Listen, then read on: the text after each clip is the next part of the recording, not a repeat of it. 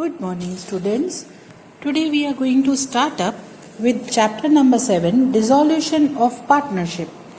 Yes, up till now in this part 1, we have covered all issues of partnership, right from how to go for its final accounts, then how to reconstruct it, how to go for admission, retirement.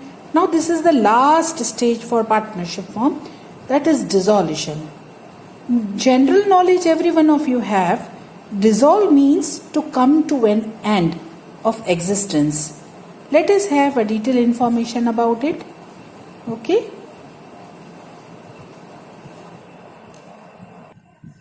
Yeah. Chapter 7, Dissolution of Partnership of our textbook. Last in part 1. What is important about it in this? We will learn about how the firm dissolves, what are the methods of it. Even we will learn how to deal with its accounting treatment. Majorly from this chapter, theory type of questions or 3 markers journal entries are more asked. So we will focus on it accordingly. Let's move on with the concept. Let us first see meaning of it. Normally, dissolution means discontinuance of existing relationship among the partners, in the sense that the business comes to an end here. There are many reasons for it, but business comes to an end. Practically, all assets of business are sold and all liabilities of business are paid off. This is the procedure, and excess amount is distributed among the partners. So that is exactly what we do know by dissolution of partnership firm. But there is a contradiction between the concept. 2 things we will understand and a difference also in that. That is, what do we mean by dissolution of firm and dissolution of partnership? See, when totally whole firm comes to an end, there is no existence of it anymore. They sell all assets, pay all liabilities and wind up their business. Then it is known as dissolution of firm. But in case of dissolution of partnership, there is only change in the conditions of partnership. When any partner is not able to continue and leaves, retires, death of a partner occurs, in that case, change in partnership is there. Okay? Only change is there. Remaining partner, one or the other partner leave the firm, but remaining partners continue the business. Okay? Let us get detail of it. Okay, let us see the how can we go for a difference between them. When whole firm comes to an end, that means its books are totally closed out. All accounts are settled. I mean to say, here all partners totally get separated from each other. Then the condition is known as dissolution of firm. But in case of dissolution of partnership, only rearrangement of partnership is there. That is, here partnership only changes with condition. But firm continues its business, its books are running. I mean to say, one or other partner leave the firm, but remaining partners continue with the business activities. So this is the concept. In a difference also you can mention about it. Concept, existence of firm, in first case comes to an end. In case of partnership, continues. Books of accounts, in first case means when firm dissolve, books of accounts are closed. But in case of partnership, it continues. Here completely accounts are settled. Here only accounts of a leaving partner are settled.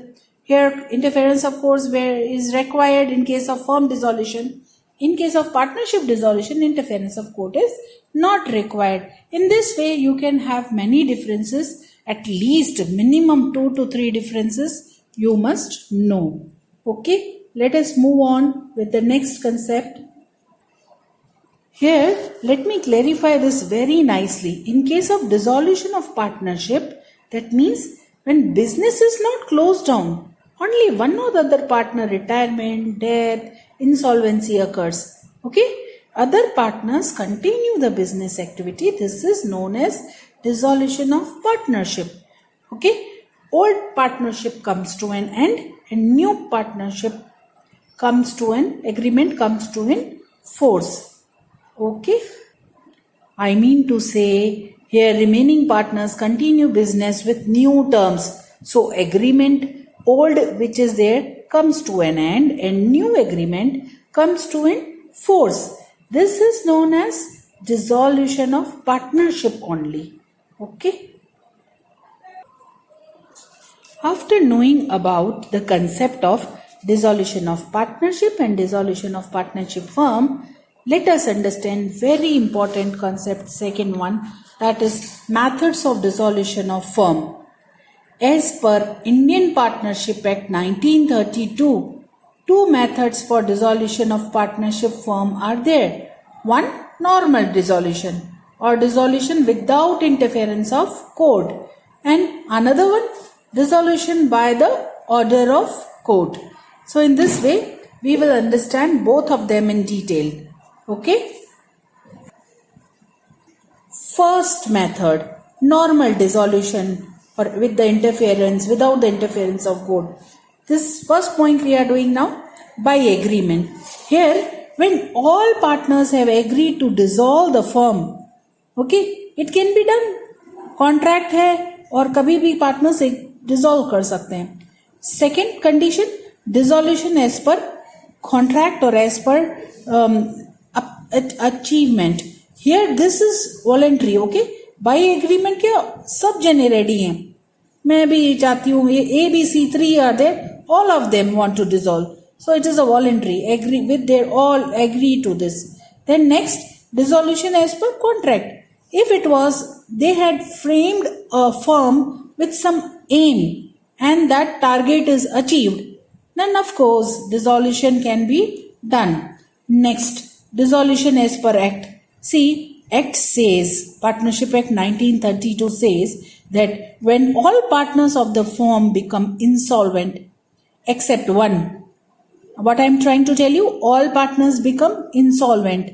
In that case, as per act, firm should be dissolved, must be dissolved. Secondly, if firm is carrying on any illegal activity, then also in this case dissolution as per act is to be done. So as per act, two conditions are there. That is, if one except one, all partners are declared insolvent.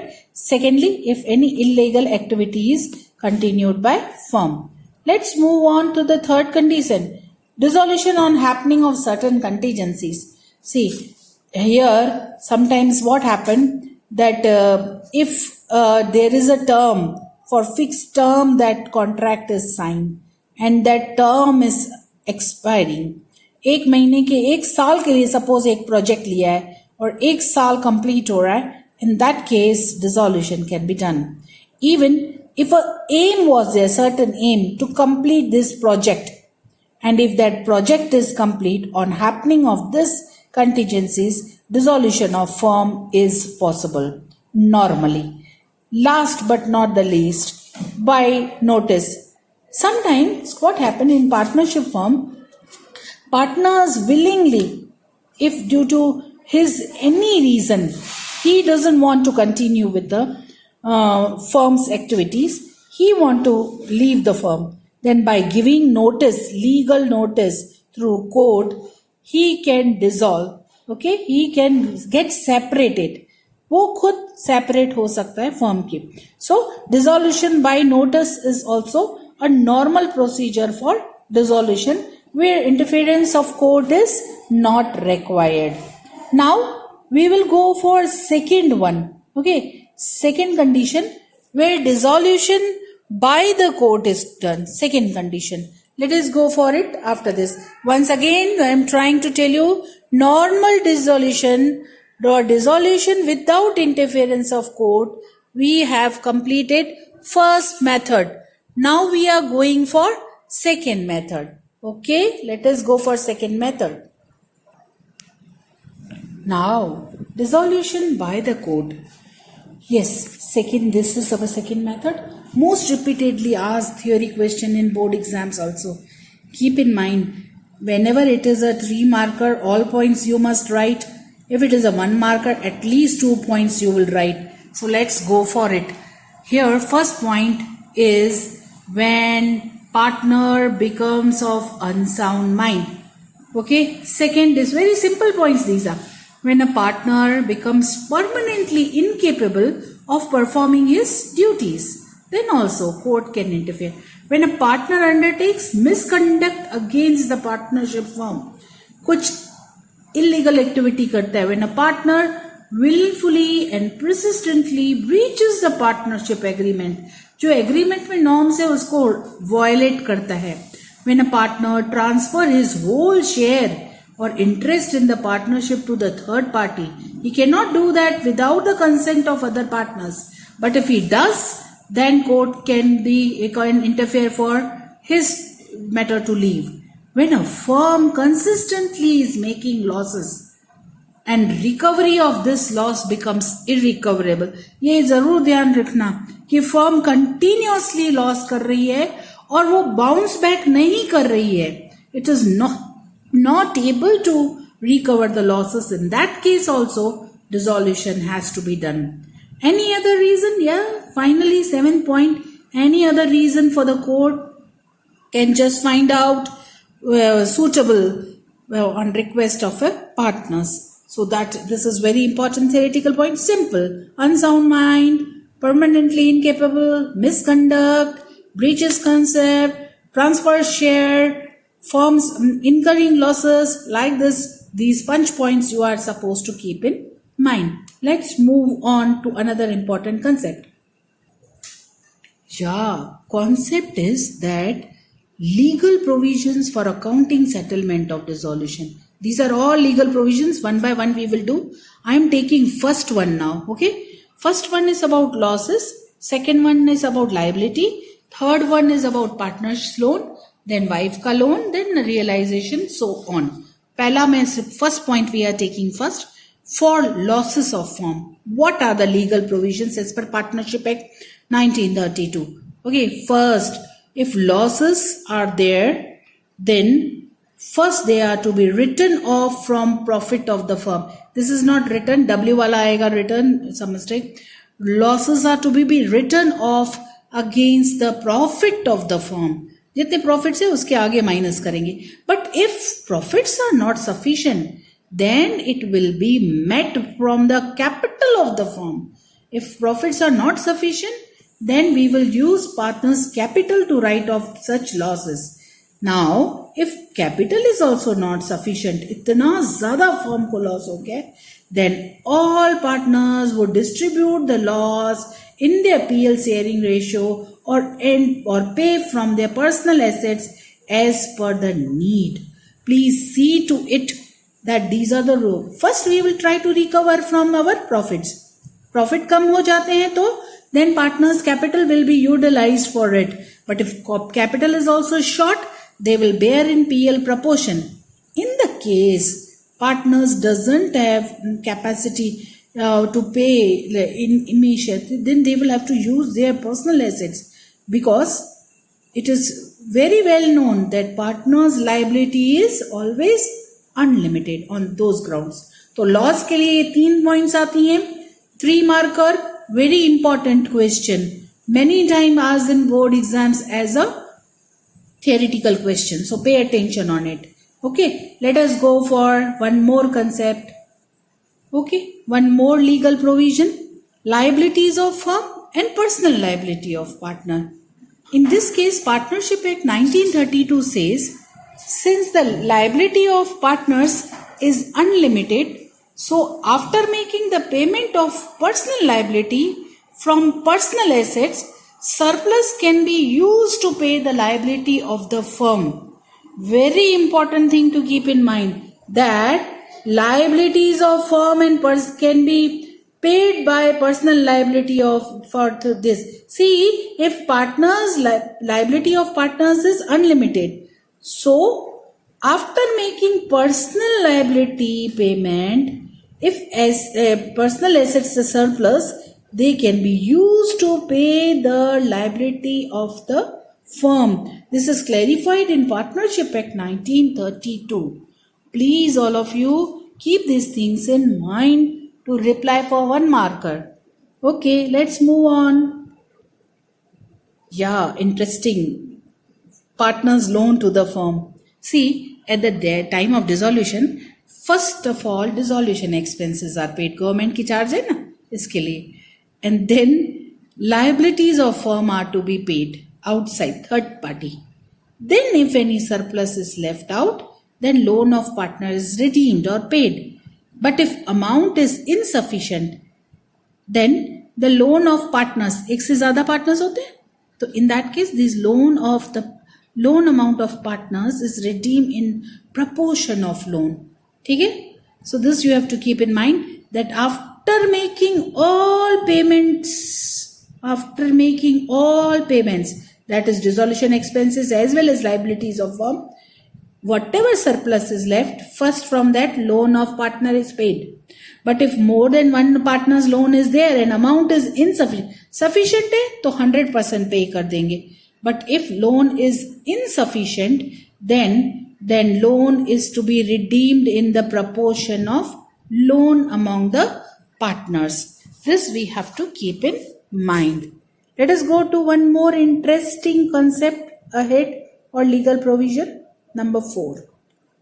Okay, now it is loan of partner's wife. अब आप ऐसे बोलोगे कि ये separate कैसे? चलो पहले इसका कंसेप्ट रीड कर लेते हैं. If amount of such loan is given from her personal fund, then it is treated as firm's liability towards the third party. उसने अपने स्त्री धन जैसा बोलते हैं ना, उसमें से पे किया है, तो थर्ड पार्टी लोन करके पहले जैसे क्रेडिटर्स आउटसाइड वर्ल्ड को पे करते, वाइफ का लोन पर पे कर देते accordingly. But if such amount of loan is paid from partners fund, then it is to be treated as a loan of a partner in case of dissolution and paid after payment of all third parties. सारी third parties को पे करने के बाद पे करते हैं if it is paid by it is paid from partners fund. Okay, तो पहली चीज लभी भी लोन ऑफ वाइफ होगा. इफ नॉर्मली तो पार्टनर यही बोलेगा कि उसने अपने पर्सनल फंड से दिए, so that it is cleared as along with the third party's amount. Okay, let's move on. This is definitely a repetition. Liability of partners is definitely, हम लोग 11th से पढ़ रहे हैं, it's unlimited. So if a partner or partners become insolvent, here partnership की बात है ना, then solvent partners are, see, solvent कौन? Then solvent partners are responsible to pay their dues of the firm from their personal property. This makes a very remarkable difference as a rule. Partner की liability unlimited है. अगर कोई insolvent हो जाता है तो जो बाकी की solvent है वो उसकी liability bear out करते हैं. Okay, this was 5th legal provision. Let us move on for the next one. Okay, let us go for the last legal provision. Very important again from exam point of view theory. Distribution of assets, realization of firm. In the case, what I am trying to say, the realization of assets. Realization means जो assets बेच के पैसे मिले हैं ना, उसको बोलते हैं. Realization of assets means the amount received from sale of assets of the firm. They are used first of all for dissolution expenses. Then liabilities to third parties are to be paid. Then if any amount is left out, loan of partners is paid. Then if amount is still left out, the capital and the balance of the current capital of partners are to be paid or redeemed. Any surplus still, बहुत अच्छी form होगी, any surplus still left is distributed to partners in their PL ratio. See, this is the lineup. Okay, what we are trying to tell, कि जो पैसे, when we sell assets and realize the amount such realized will be used in this manner only. All dissolution expenses are to be paid Liabilities to the third parties are to be paid. Loan of partners is to be paid at third stage. Fourth stage, some surplus is left, is then capital and current account are settled. Still amount is left out, will be distributed to partners in their PL proportion. Okay. So in this way, it was there. Let us see the general process of dissolution and then conclude today's session. Okay, very important. Generally, the procedure for closing the books of accounts. क्या करते हैं dissolution में? All assets of the firm are sold, liabilities are paid from the realized income, and if surplus remains, the capital is redeemed. जो हमने last statement की. But to complete this process, what are the accounts which are prepared? See, these accounts are prepared. Realization account, partners loan account, if any. Partner का loan अगर question में होगा ही नहीं तो बनाने की जरूरत नहीं है. If any, okay, partners capital or current account as reflected in balance sheet, and of course cash bank account plays a very vital role because selling process will be done in cash. So in this way, these are normally the accounts which are prepared at the time of dissolution. Now, in starting today itself, I told you, in this chapter, one MCQ, one theory, 2-3 markers are asked, in which journal entries are more asked. Essay type question, big question, 8 markers are not asked. We will practice with all this, but we will focus on the journal entries more. In next session, we will start with understanding of journal entry and a practical part of it. Thank you, everyone. Thank you. Thank you. Meet in next session with journal entries highlight. Okay, bye.